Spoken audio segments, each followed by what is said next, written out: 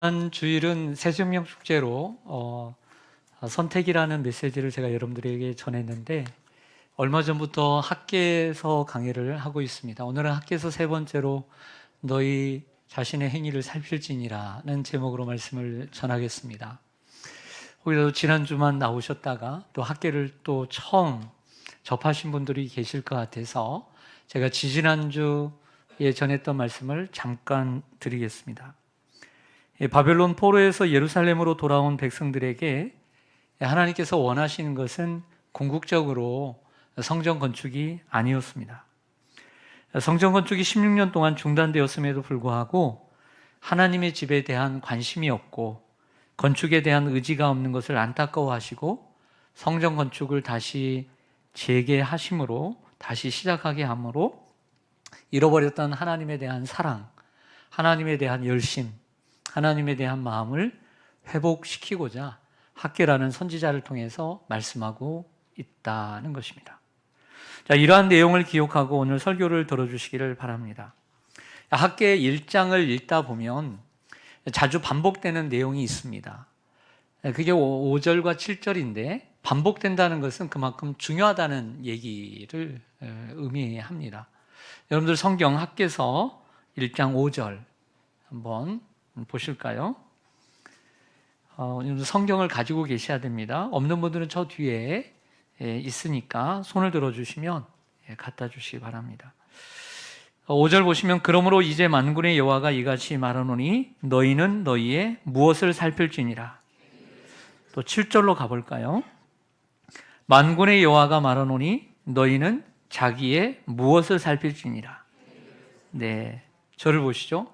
두 구절마다 누가 말씀하시냐면 만군의 여호와께서 말씀하시고요. 동일한 내용인데 너희는 너희의 행위를 살필지니라. 너희는 자기의 행위를 살필지니라고 얘기했습니다. 자기를 살핀다는 것은 우리의 지나온 과거를 되돌아보고 자신을 돌아보라는 이야기입니다. 성전을 짓다 말고 내버려두고 자기 일에 열중했을 때 어떤 결과를 가져왔는지 돌아보고 성찰해 보라는 것이죠. 자기 자신을 반성하고 그리고 자기 자신을 살핀다, 이러한 모든 것들을 포함하는 단어가 성찰이라는 단어입니다. 인류의 많은 수많은 존재 가운데 자신을 돌아보고 또 자신을 살필 줄 아는 존재는 인간밖에 없습니다. 나 좋을 대로 말하고 행동하는 것이 아니고 다른 사람과의 관계 속에서 나를 돌아볼 줄 알아야 합니다. 이 시대에 가장 부족한 것 가운데 하나, 시대가 가면서 더욱더 줄어드는 것이 있다면 자기를 돌아보는 성찰입니다. 우리는 누군가를 보고 판단은 잘합니다. 저 목사 말 잘하네? 말 못하는구만. 저는 음식을 잘 못합니다. 요리를 해본 지가 오래됐기 때문이죠. 그러나 먹는 건 잘합니다. 근데 먹는 것보다 더 잘한 게 있습니다. 평가를 잘합니다. 요리 하나, 라면밖에 못 끓이지만 식당에 가면 맛있네, 안 맛있네, 완전히 전문가입니다. 여러분들도 설교 한번 해보십시오. 잘하시겠습니까? 하지만 설교 듣는 건 전문가예요. 맞아요, 안 맞아요? 예. 우리 할머니 권사님들도 설교 듣는 건 전문가예요. 그렇죠? 네, 저 양반이 말을 잘하는구만. 오늘 잘했어. 이렇게 말하고 어떨 때는 잘 못했어. 전문가죠. 우리는 판단을 참 잘합니다. 근데 사람이라는 존재는 바깥을 잘 봅니다. 남은 잘 봅니다. 바깥을 보는 일에는 익숙합니다. 그러나 자기를 보고 살피는 일에는 소홀합니다. 마치 자기를 살피지 않고 살아가는 사람은 하루에 한 번도 거울을 바라보지 못하고 한 번도 거울을 안 보고 사는 사람과 같다라고 생각이 들어요. 우리의 육체는 아무리 내가 씻고 머리를 말리고 그리고 화장품을 바르고 한다 할지라도 옷을 입고 그래도 거울을 봐야 잘 됐는지 알 수 있는 거예요. 하지만 우리의 영혼은 우리 자신을 돌아보고 성찰해야만 하는 것이죠. 근데 우리 영혼을 볼 수 있는 거울은 하나님의 말씀입니다. 저는 거울을 뭐 일주일에 한 번 모십니까? 1년에 한 번 모십니까? 아니죠. 한 번 머리를 감으면 며칠 가십니까? 어떤 분은 아침 저녁으로 머리를 감아요. 근데 그렇게 멋진 권사님 집사님도 제가 새벽 기도에 맨 뒷자리 3분단 맨 끝에 앉거든요. 설교는 안 할 때는. 머리가 난리예요. 그렇게 멋있는 권사님도 새벽에는 머리가 난리란 말이에요. 그래도 새벽에 나오시는 그 모습이 예쁘죠. 아무리 멋있는 권사님, 집사님도 거울을 봐야 되는 거예요. 우리의 영혼도 얼마나 더러워지겠습니까? 아침에 씻고 분바르고 해도 몇 시간만 지나면 더러워지는 게 우리 몸인데 우리의 영혼은 몇 시간 지나서 얼마나 더러워지겠어요. 그래서 하나님의 말씀은 일주일에 한 번 듣는 것으로도 부족한 거예요. 매일 듣고 자주 듣고 거울을 10번 보시는 분은 말씀을 10번 보고 아멘.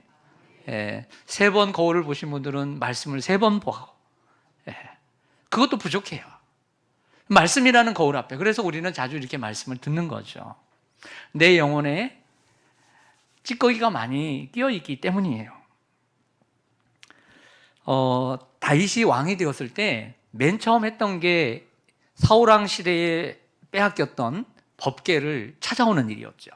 그래서 수많은 사람들을 불러다가 꽹과리 치고 북을 치고 그리고 새로운 수레를 만들어서 거기에다가 법궤를 안치하고 옮겼어요. 결과가 어떻게 됐냐면 사람이 죽었어요. 사람이 죽고 중지가 되었어요. 무엇이 문제입니까? 열정이 없었습니까? 형식이 없었습니까? 그렇지 않습니다. 다윗은 이 실패로 인해서 백성들이 다 보는 앞에서 실패를 했어요. 영적인 실패를 했어요. 그때 자신을 성찰하기 시작합니다. 그리고 말씀이라는 거울 앞에 자신을 보고 3개월 동안 준비해서 다시 법궤를 예루살렘으로 올릴 때, 시온산성으로 올릴 때 제사장들이 어깨에 법궤를 메고 한 걸음 한 걸음 주님을 의지하며 옮겼습니다. 열정과 헌신도 좋지만 내 생각을 내려놓고 하나님의 말씀의 거울 앞에 비추어 보아야 합니다. 그때 하나님이 원하시는 뜻을 밝게 할 수 있고 하나님이 원하시고 기뻐하시는 사역을 할 수 있습니다. 산상설교에 예수님의 말씀 올려드립니다. 마태복음 7장입니다. 어찌하여 형제의 눈 속에 있는 티는 보고 내 눈 속에 있는 들보는 깨닫지 못하느냐? 보라, 내 눈 속에 들보가 있는데 어찌하여 형제에게 말하기를 나로 내 눈 속에 있는 티를 빼게 하라 하겠느냐? 외식하는 자여, 먼저 내 눈 속에서 들보를 빼어라. 그 후에야 밝히 보고 형제의 눈 속에서 티를 빼리라. 들보란 옛날 우리가 집을 지을 때, 나무로 지을 때 저 위에 가운데 가장 큰 나무를 들보라고 그래요. 그러니까 티끌과 들보는 비교가 안 될 정도의 크기인 거죠. 근데 우리는 사람들에게 볼 때 남의 티는 그렇게 잘 봐요. 근데 자기 속에는 비교할 수 없는 들보가 있음에도 불구하고 자기를 못 봐. 그러면서 남에게 지적하고 질책하기는 그렇게 잘해요. 가정을 생각해 보았습니다. 부모의 눈으로 볼 때 자녀들의 부족함들이 보여요, 안 보여요? 나만 나쁜 사람 만들지 말고 좀 도와주세요. 부모의 눈으로 볼 때 자녀들의 부족함이 보여요, 안 보여요? 그러면 뭐예요? 잔소리하죠. 다다다. 네. 근데 곰곰이 생각해 봅니다. 저는 하나님께 감사해요. 우리 자녀를 너무 잘 뒀어요. 그 이유는 우리 자녀들은 저에게 잔소리를 안 해요. 만약에 우리 자녀들이 그 똑똑한 머리로 논리적으로 체계적으로 제가 자녀들의 잘못을 지적한 것처럼 자녀들이 저의 잘못을 가장 가까이서 볼 텐데 그것을 따지고 든다면 저는 할 말이 없어요. 쥐구멍이라도 있으면 들어가고 싶을 거예요. 목소리 크다고 이기는 게 아닙니다. 사람을 감동시키는 것은 말과 행동이죠. 교회 안에서도 마찬가지입니다. 사람은 완벽한 사람이 없습니다. 부족하고 실수도 합니다. 그런데 자신은 돌아보지 못하고 남을 판단하고 지적하는데 너무 바쁘고 빠른 사람들이 있습니다. 우리는 먼저 자신의 행위를 살펴야 합니다. 무엇을요? 우리가 남들을 대할 때 어떻게 말했는지, 우리가 남들을 대할 때 어떻게 행동했는지, 그리고 하나님 앞에 어떻게 살아왔는지 돌아봐야 합니다. 결국 신앙생활은 우리 자신을 살피는 것입니다. 우리의 마음과 우리의 행위를 살피는 것이 신앙생활입니다. 무엇을 통해 살필 수 있냐면 먼저는 기도를 통해 살필 수 있습니다. 기도는 하나님 앞에 내가 원하는 것만 요구하는 시간이 아닙니다. 주님과 대화하면서 주님과 교제 속에서 주님의 음성을 들으면서 나 자신을 성찰하고 돌아보고 살피는 시간이에요. 기도는 그런 시간이 되어야 돼요. 그리고 또 하나는 말씀을 읽고 듣는 시간입니다. 하나님의 말씀이라는 거울 앞에서 우리의 자신을, 행위를 돌아봐야 합니다. 신앙 행위가 하나님을 위한 것인지 나를 위한 것을 하나님을 위한 것으로 포장하고 있지는 않은지 돌아봐야 합니다. 하나님의 말씀합니다. 오늘 5절과 7절에 만군의 여호와가 이르노라 너희는 너희의 행위를 살필지니라.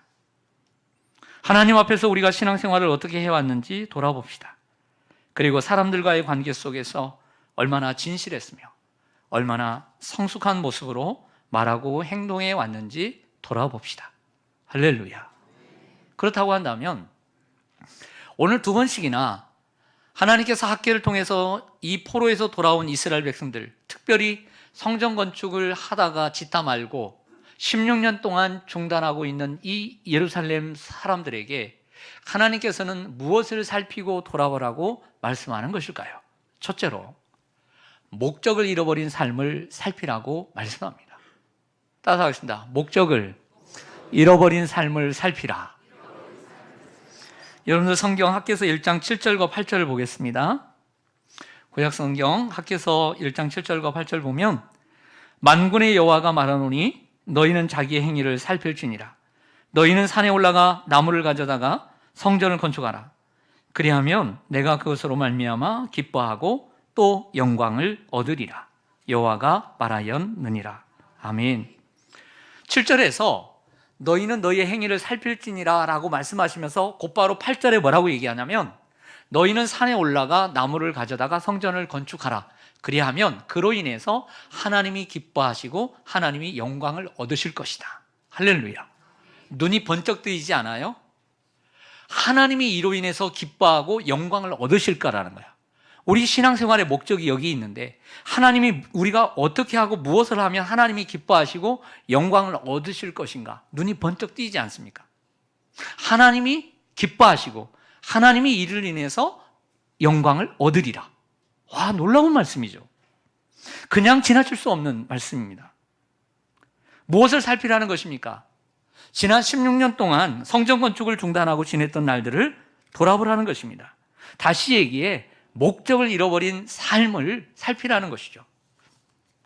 남유다가 바벨론에 70년 동안 포로 생활하다가 그 바벨론을 점령한 페르시아 파사의 고레스 왕 원년에 하나님의 말씀을 들은 고레스 왕이 이스라엘 백성들을 귀환 명령을 내리게 됩니다.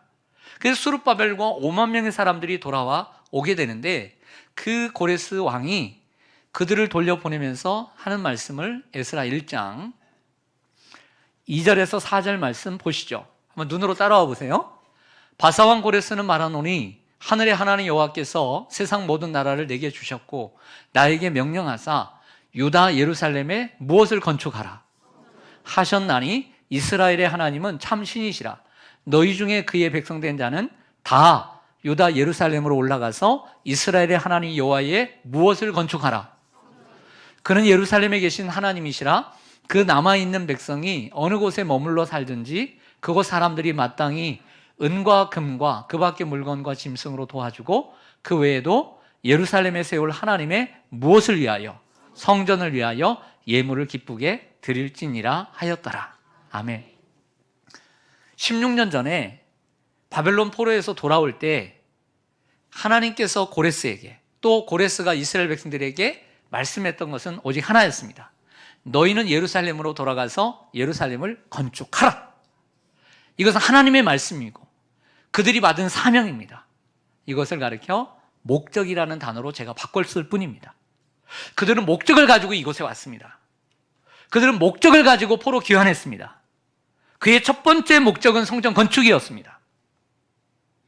그런데 그들은 목적을 잃어버리고 살아가고 있습니다. 목적을 잃어버리고 살아가는 그들에게 자신을 살피라고 말씀하는 것이죠. 하나님께서 우리 모두에게 목적을 주셨습니다. 하나님이 우리에게 필요한 목적을 주셨죠.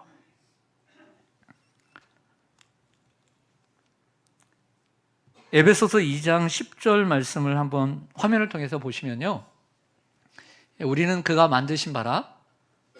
믿으세요? 여러분들 하나님이 만드셨어요? 신앙생활의 출발은 여기서부터 해야 돼요. 태초에 하나님이 천지를 창조하시니라. 그 중에 나도 창조하시죠. 하나님이 나를 창조하시니라. 우리 자녀들에게 무서운 게 뭐냐면 진화론이에요. 하나님이 만드셨다는 것부터 애들을 가르쳐야 합니다. 거기서부터 출발해야 돼요. 그것이 안 돼 있으면 다 망가집니다. 우리는 그가 만드신 바라. 그리스도 예수 안에서 선한 일을 위하여 지으심을 받은 자니 이 일은 하나님이 전에 예비하사 우리로 그 가운데서 행하게 하려 하심이니라. 아멘. 우리는 하나님께 지음을 받고 선한 일을 위해서 지음을 받았습니다.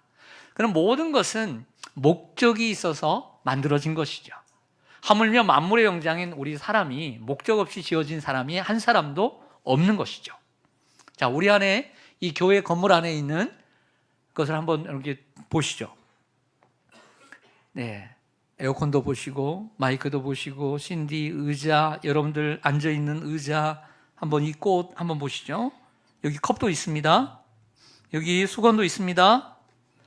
여러분들 이 안에 있는 모든 것, 그것을 만들고 지은 사람이 아무 목적 없이 지은 물건이 하나라도 있던가요? 없지요. 하물며 하나님께서 저와 여러분을 지으실 때 아무 목적 없이 그냥 우연히 지으셨을까요? 그렇지 않죠. 하나님이 우리에게 필요한 무엇인가가 있어서 이 세상에 보내주신 줄로 믿습니다. 남과 비교할 때는 못난 부분이 있고 부족한 부분이 있어서 때때로는 좌절하고 낙심하는 순간도 있지만 그렇게 비교할 일은 아닙니다. 우리는 존재 자체로 존귀하고 보배로운 하나님의 자녀이기 때문이죠. 그러므로 여러분들의 삶을 경시하지 마십시오. 하나님께서 저와 여러분을 지으실 때 선한 목적을 가지고 지으셨습니다. 빌립보서 2장 13절에 보실까요? 너희 안에서 행하시는 이는 하나님이시니 자기의 기쁘신 뜻을 위하여 너희에게 무엇을 두고 행하게 하시나니 소원을 두고 행하게 하십니다. 하나님은 자신의 영광을 위하여 우리에게 소원을 두고 행하게 하시는데 그 소원이 무엇이냐면 비전입니다. 꿈입니다. 그래서 사람은 꿈을 가지고 살아가야 하죠. 여러분 세상 사람들 중에 여러분 주위에 있는 사람들 중에 성공하는 사람들 보십시오. 성공하는 사람들의 특징은 두 가지입니다. 야망이 있습니다. 그리고 열정이 따라옵니다. 그 사람들은 대부분 성공해요. 근데 우리는 그렇게 살아가는 삶이 아닙니다. 믿음의 사람에게는 하나님이 주신 삶의 목적인 비전이 있어야 하고 소원이 있어야 합니다. 그 소원이 무엇이냐면 자원하는 마음이죠. 스스로 하고자 하는 마음이 있을 때 그리스도인은 그 목적을 이룰 수 있습니다.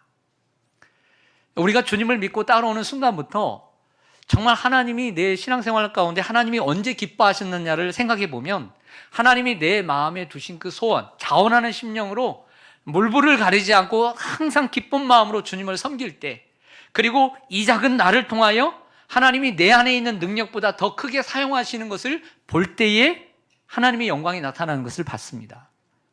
하지만 그 자원하는 마음도 없고 열정도 없고 어쩔 수 없이 신앙생활을 하게 되면 종교 생활을 하게 되고 형식적인 교회 생활, 신앙생활을 하게 되는 것이죠. 여러분들에게 그러한 자원하는 마음이 있기를 원하고요.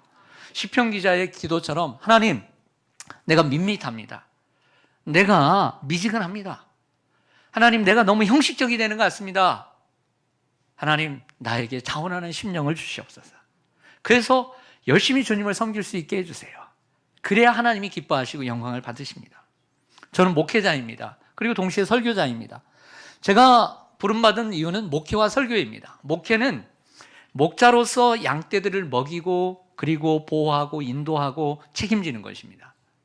또 하나는 설교입니다. 하나님의 말씀을 대언하는 것입니다. 그 말씀을 대언하는 것, 이 시대에 맞게 바르게 대언하는 것입니다. 그래서 제가 목적을 잃어버리지 않기 위해서는 항상 두 가지 질문을 합니다. 목회는 무엇인가? 목회를 지금까지 해왔어도 계속 던지는 질문은 목회가 무엇이지? 내가 잘못된 목회로 너무 멀리 가 있을까 봐 질문을 던집니다. 또 하나는 설교를 늘 하잖아요. 설교란 무엇인가? 설교란 무엇인가? 제 설교가 너무 잘못된 곳에 가 있을지 모르니까 설교가 무엇인가, 목회가 무엇인가 질문을 합니다. 여러분들도 여러분 자신을 위해서 질문해야 합니다. 우리가 이러한 하나님의 목적에서 벗어나는 것이 바로 죄라는 것입니다. 헬라 하마르티아라고 하는 것은 활을 쐈는데 관역에서 빗나가는 것, 하나님께서 원하시는 삶의 목적에서 빗나간 삶을 살아가는 것이 하마르티아, 죄라는 단어입니다. 여러분도 성도로서 하나님의 부르심의 목적이 무엇인지 밝히 알고 살기를 바랍니다. 사도 바울은 이렇게 얘기합니다. 우리가 무엇을 먹든지 마시든지 무엇을 하든지 다 하나님의 영광을 위하여 하라. 우리는 하나님의 영광을 위해서 살아가는 것입니다. 혹시 세상살이에 너무 바빠 하나님의 영광이라는 목적을 잃어버리고 살고 계시지는 않습니까? 혹시 먹고 마시고 입는 것이 삶의 목적이 되어 그 수단과 목적이 뒤바뀐 삶을 살고 계시지는 않습니까?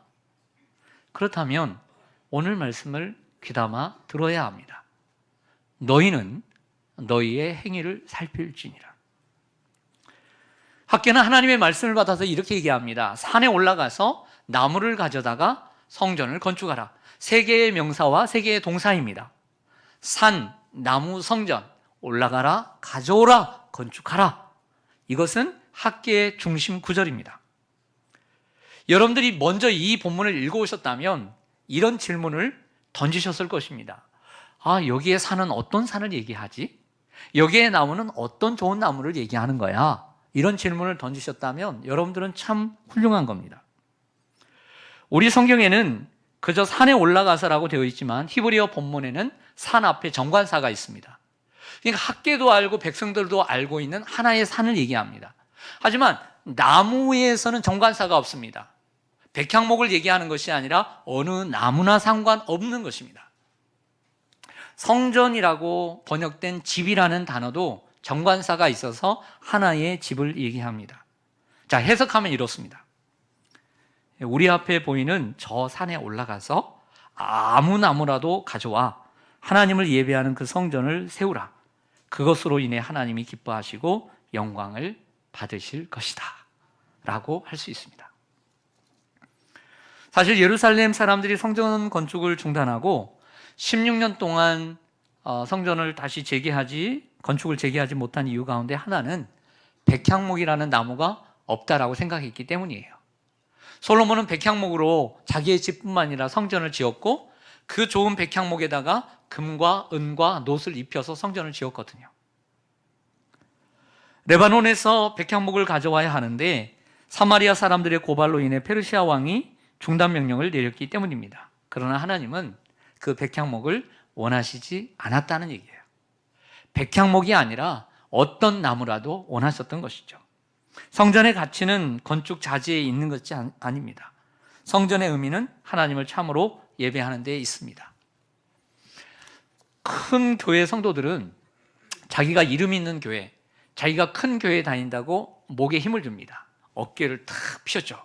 나는 이런 교회 다니는 명품 성도야 라고 얘기들 합니다. 그런 경우 있어요, 없어요? 못 만나보셨으니 다행입니다. 그런데 그분들에게 이렇게 물어봐야 합니다. 담임 목사님이 당신 이름 압니까? 알까요, 모를까요? 모르죠. 담임 목사님이 당신을 위해서 기도하나요?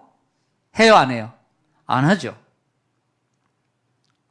그러므로 큰 교회를 다닌다고 해서 자랑할 게 있어요, 없어요?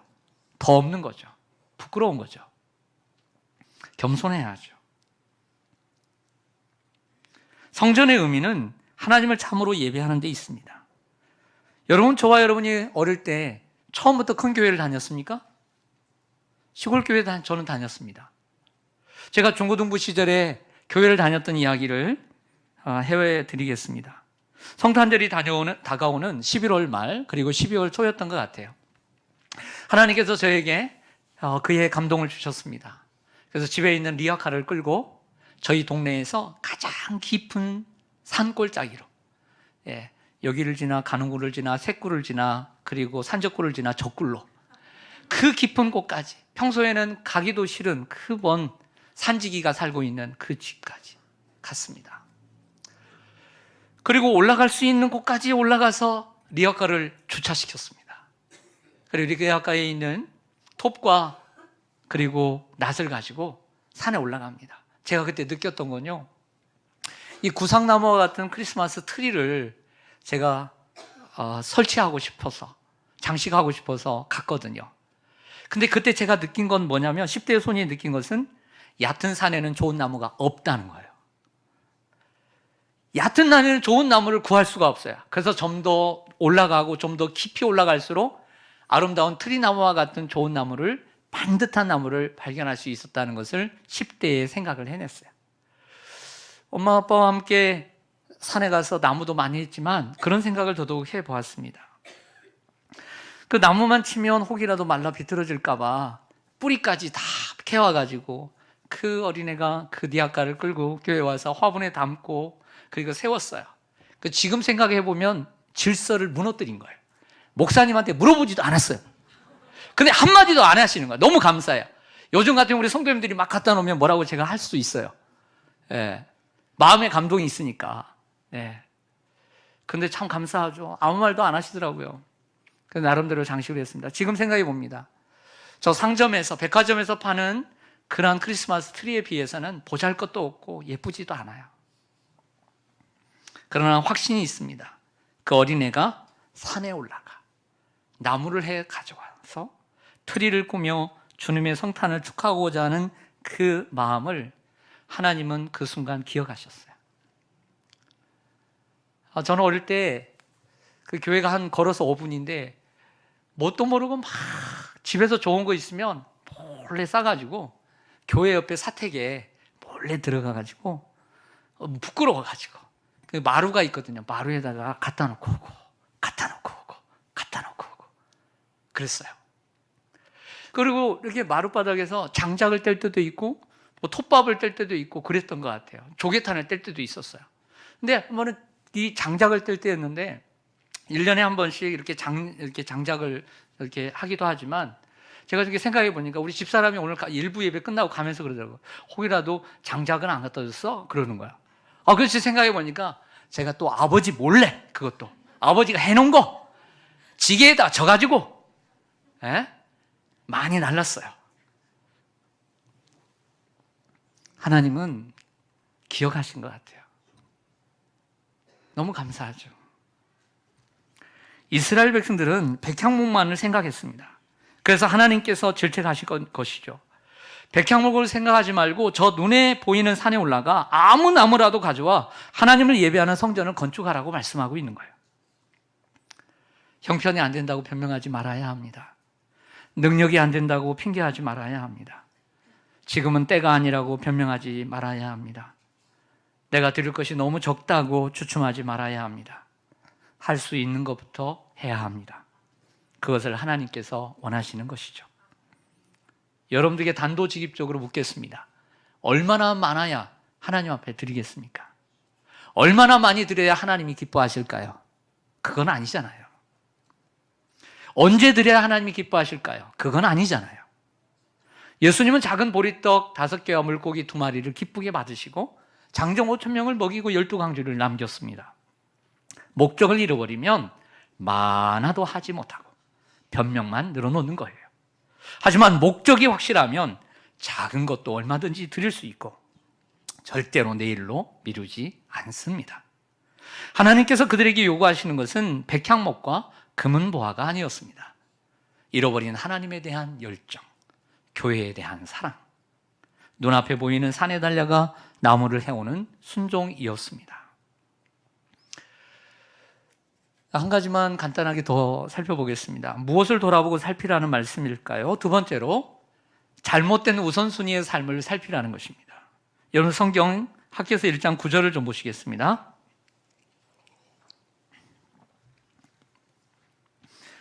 너희가 많은 것을 바랐으나 도리어 적었고 너희가 그것을 집으로 가져갔으나 내가 불어버렸느니라. 나 만군의 여호와가 말하노라. 이것이 무슨 까닭이냐? 내 집은 황폐하였으되 너희는 각각 자기의 집을 지키기 위하여 뭐 했습니다? 빨랐습니다. 이 9절의 말씀은 앞에 있는 6절의 내용과 의미를 같이 하죠. 노력은 했는데 결과가 없지 않았느냐라는 말씀입니다. 9절 상반절에 보시면 너희가 많은 것을 바랐으나 도리어 적었고 너희가 많은 것을 집으로 가져갔지만은 도리어 하나님이 불어버렸다는 말씀하십니다. 그러면서 그 이유가 뭔지 아니? 라고 물으셔요. 그러면서 또 혼자 대답하십니다. 그 대답이 9절 하반절인데요. 이렇게 대답하십니다.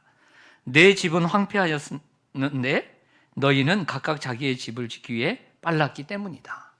이것이 답입니다. 하나님의 집은 건축이 중단된 채 16년이 지나 황폐하여 풀과 나무가 우거져 있는데 너희는 각각 자기의 집을 지키기 위하여 빨랐기 때문이라고 대답하시는 거죠. 여기서 주님의 말씀하시는 의미를 깨달을 수 있습니다. 빨랐다는 것이죠. 너희의 집에 빨랐다. 빨랐다는 것은 늦은 것이 있다는 것이죠. 하나님은 우선순위를 말씀하고 있는 거예요. 그것을 살피라 라고 말씀하는 거죠. 너희들이 바벨론에서 돌아온 이유를 먼저 생각해라. 성전을 건축하는 것, 목적을 잃어버린 삶을 살피라. 여러분, 하나님께서 저와 여러분에게 이 땅에 보내실 때 사소한 이런 거 하나도 다 목적이 있어서 지어졌는데 하물며 만물의 영장이고 가장 보배롭고 존귀한 우리 인간이 이 세상을 살아가는데 목적이 없겠습니까? 말도 안 되는 거죠. 하나님께서 여러분들 이 땅에 보내주신 목적을 발견하기를 바랍니다. 그리고 그 목적대로 살 때 여러분들은 더더욱 가치 있고 그리고 진정한 아름다운 인생을 살 수 있는 것이죠. 그러기 위해서 우리에게 필요한 것은 우선순위입니다. 백성들의 우선순위가 잘못되었음을 하나님께서 지적하시고 그것을 돌아보라고 말씀하고 있습니다. 자, 이 말은 하나님의 집을 먼저 짓고 난 다음에 그 다음에 너희의 집을 사든지 짓든지 하라는 그런 단순한 시간 논리는 아닙니다. 순서의 논리는 아닙니다. 만약 그랬다면 다윗을 백향목으로 자신의 집을 7년 동안 지었을 때 야, 그거 짓지 말고 내 집부터 지어 이렇게 말씀하셨겠죠. 다윗은 7년 동안 자기의 집을 백향목으로 짓고 난 다음에 하나님의 성전을 건축하였습니다. 이러한 단순한 시간의 논리를 얘기하는 것이 아니라 마음을 얘기하는 것입니다. 다윗은 자기의 집을 지었지만 하나님의 집을 짓는 일에 더 큰 열정을 가지고 임했습니다. 결국 오늘 말씀은 성전 건축을 통해 삶의 우선순위를 바르게 해야 함을 가르쳐 줍니다. 시편 127편 1절을 보겠습니다. 같이 읽습니다. 시작. 여호와께서 집을 세우지 아니하시면 세우는 자의 수고가 헛되며. 그 이후에는 이렇게 되어 있죠. 여호와께서 성을 지키지 아니하시면 파수꾼의 경성함이 허사로다. 이런 말씀이 있죠. 무슨 얘기냐면 하나님이 지켜주셔야 된다는 거예요. 내가 무조건 내 집에 빠른다고 내 자녀를 먹이고 입힌다고 되는 게 아니라 하나님이 책임져 주셔야 된다는 거예요. 하나님이. 그래서 읽어오신 분들은 알겠지만 10절과 11절에 말씀하고 있는 것처럼 저 하늘과 땅의 모든 만물과 또 그 안에 깃들이는 모든 식물과 가축과 그 열매까지 주관하시는 분이 하나님이라는 것을 말씀하고 있는 거죠. 너희의 우선순위가 달랐기 때문에 내가 한죄를 불게 하고 풀어버렸다 라고 말씀합니다. 모든 만물, 우리가 노력한다고 되는 것이 아니라 우리가 우선순위가 바른 삶을 살 때 저 하늘과 땅을 주관하시고 그 만물을 주관하시며 그 만물 안에 깃들이는 모든 것들을 주관하시는 하나님께서 우리에게 은혜와 복을 주실 줄로 믿습니다. 그 하나님을 바라보면서 살아가는 저와 여러분 되시기를 간절히 소망합니다. 아멘. 기도하겠습니다.